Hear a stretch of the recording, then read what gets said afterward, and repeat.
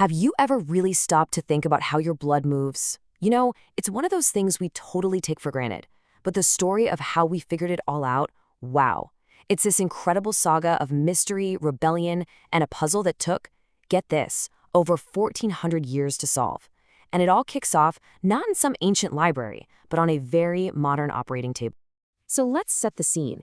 We're not in the distant past. It's the fall of 1983, and the author of our source material is lying on an operating table, about to have a triple bypass. For him, the question of how blood moves around the body is suddenly not academic at all. It is literally a matter of life and death. I mean, can you imagine? That was his raw, primal fear. It taps into this ancient question: what is this stuff inside of us, and what keeps it all in? His terror really shines a light on a truth we now see as simple, but for centuries was a complete and total mystery. Now, to even get to the point where that surgery was possible, we have to rewind way, way back. Because for more than 1,000 years, everything we thought we knew about the heart was dominated by one guy, a Greek physician named Galen. And his theory, which was accepted as gospel for 1,400 years, was almost completely wrong. Okay, so check this out. This slide really lays out just how different Galen's world was from ours. On the left, you've got his theory. The liver is basically a blood factory, constantly cooking up new blood from your last meal.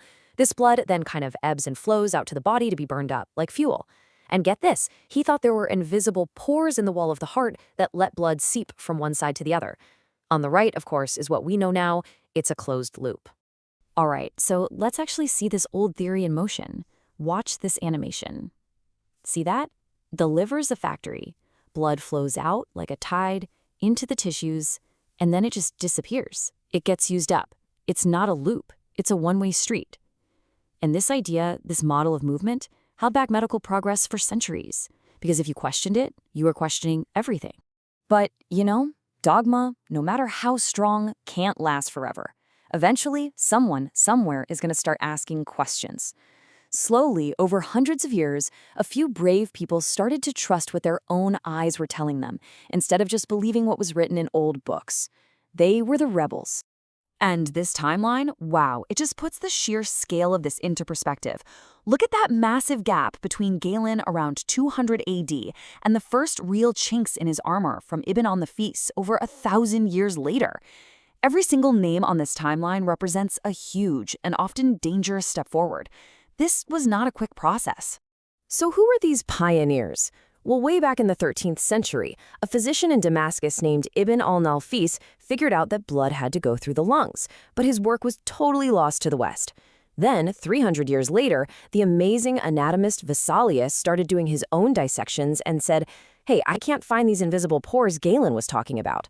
And then you have the absolutely tragic story of Michael Servet. He also figured out the lung circuit, but he was executed for religious heresy, and his books were burned right along with him. So this brings us to the man who finally put it all together. William Harvey, an English doctor. He wasn't just going to poke holes in the old theory. No, he was going to demolish it, using simple, elegant, and undeniable experiments. Harvey was obsessed with these little valves he found inside veins. His professors thought they were just, speed bumps to slow the blood down. But Harvey had another idea. Take a look at this animation of his famous experiment. It's so simple. By pressing on a vein, he could show, clear as day, that blood only flows one way, towards the heart. Those weren't speed bumps. They were one-way doors. This was a total game changer. But here's the real knockout punch. It all came down to simple math. Harvey actually calculated the volume of blood the heart was pumping, and the number was just mind-blowing. In a single hour, your heart moves a quantity of blood equal to 3 times your own body weight. Think about that. Galen's theory just completely collapses. There is no way the liver could make that much blood, and no way the body could burn through it that fast. It's just physically impossible. So the logic was just airtight. You couldn't argue with it.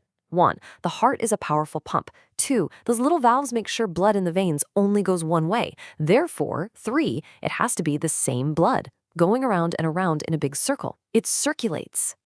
So Harvey had done it. He proved blood circulation. Case closed, right? Well, not quite. There was one super frustrating missing piece of the puzzle that he just couldn't find. It drove him crazy. And the question was this. Okay, so blood goes out through the arteries and comes back through the veins. But how? How does it get from the end of an artery to the start of a vein? He guessed there must be some kind of tiny, invisible passages connecting them, but he had no way to prove it. The answer, of course, was capillaries. The name comes from the Latin for hair-like, and that's basically what they are. This incredible, vast network of microscopic tubes that weave through every single part of your body. They were the invisible connection Harvey was looking for. So get this.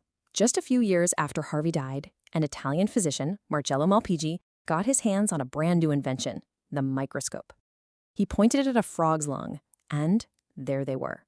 Just like in this animation, he could actually see the red blood cells marching in single file out of the arteries through this tiny web of capillaries and right into the veins. The puzzle was solved. The final piece just clicked into place.